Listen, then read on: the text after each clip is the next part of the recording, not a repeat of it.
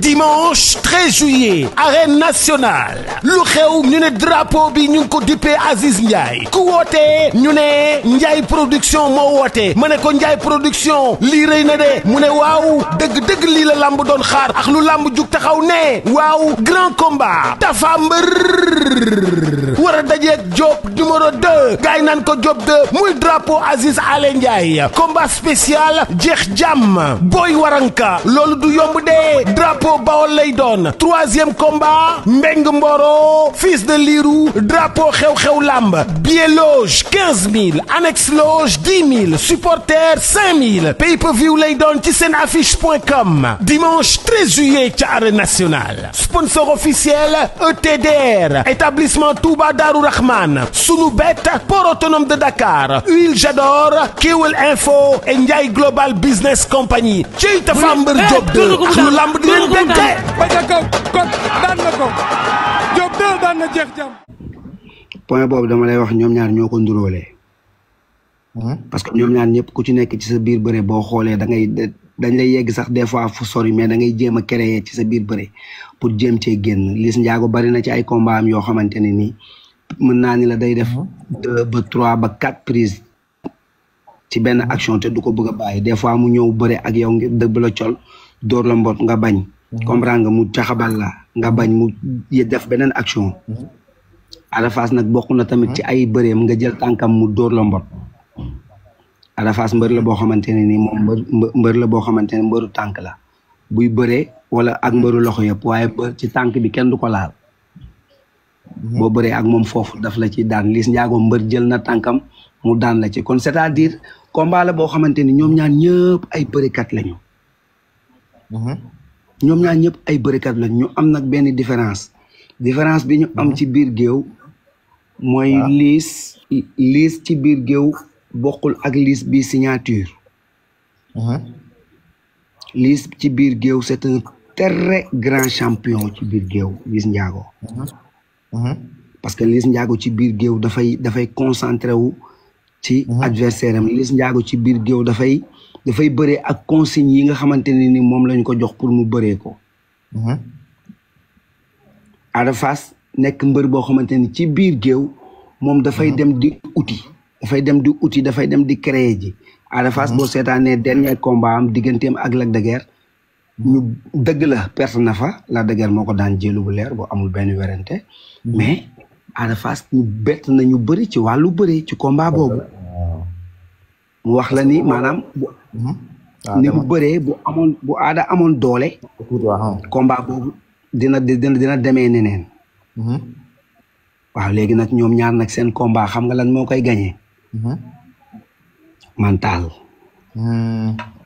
ki gën a fort mental mooy gagné combat bi ki gën a respecté adversaire am mooy gagné combat bi. may naa la 100 millions ci wax boobu may naa la 100 millions. mais Modou boo andi woon Liss Ndiago loo koy bëreloo luy avantage am ci combat boobu. combat boobu ki koy gagné mooy kii ñëw ci biir géew bi ci ñoom ñaar nekk tapet nekk ngaaka bañ a nekk nan ci biir géew bi ñëw bëre ak stratégie ñëw bëre pour nax sama adversaire maanaam jógloo ko mu jóg pour mu bëre ma jowatloo ak moom bëre ak moom ci combat bu gaaw Maam Cheikh waaw comme li Pokola bëre ak Talfa waaw ki ci gën a muus combat bi loolu la koy bëree mu jeexal làmbam mu dem yoonam parce que ki insister pour mettil combat am wala ki insister pour indi bagarre bu metti kooku mën na ñàkk combat am moo xam la laa bëgg a laaj waaw mooy combat rapproché kan la arrangé su ñoom ñaar combat bu yéex kan la arrangé waaw combat rapproché ci ñoom ñaar tey Liss Ndiago tey su ma la nee combat rapproché da koy arrangé parce que kuwam moo tax te kuwam dafa fatal su ma la nee Liss Ndiago moom mu tàllal loxoom mu tal Ada Fass day nekk danger ci Ada du ma ko sant maanaam li ma waxoon Zarko ci Sa Thiès laay wax Ada Fass mooy maanaam bu dee day encaissé kuwu Liss Ndiago na jël benn kuwam dem bëre ji bu fekkente ne dafa ñëw dëggal boppam taxaw xeex du ma ko conseillé parce que Liss Ndiago loxoom dafa diis te Liss Ndiago bëreewul ak yow pour daan la fi nga taxaw dafay bëri pour daan la ci ay déplacement Liss Ndiago ci déplacement am nga topp ko ci moom baaxul ci adversaire am. parce que dina reculer foog ni daf la ragal te ragalu la. te mu ngi lay gis. te mu ngi lay gis mu ngi lay xool il suffit nga def ba xam nga Messi buy fubal. xam nga nu mu lay duutee. waaw. ci sa pied d'appui. pied d'appui bi ngay teg yow ci la Messi di xool pour duut la yow. Liss Ndiago noonu lay bëree ci tànk yi ngay déplacé wu lay xool pour déséquilibrer la ci biir géewam. te benn coup Liss Ndiago bu dal ci biir géew bugguma góosam fekk la fa bu la droitam dalee ci biir géew bugguma góosam fekk la fa. waaw parce que góosam moom buy dal day dal ak rotation buy dal day dal normal góosu Liss Ndiago buy dal day ngay gis loxo bi ak tànk yëpp ñu ànd te bu dalee day ravager. dëgg la Modou Mbaye mais Modou Mbaye ma laajal dara. Liss Ndiago day dóoraate ku dëgg la moom kuwam fatal la mais moom tamit bu jëlee ku seetlu naa chaque jour day wàcc. moom kuwam waaw moom du jël ku moom nangu na encaissé nangu na joxe dóore ku mais moom bu jëlee ku bu fatal chaque jour day wàcc. ba moom tamit ñu siy bàyyi xel. waaw loolu xam nga nag la majeure partie ci coup yi nga xamante ne mbër yi ñu ngi koy jël.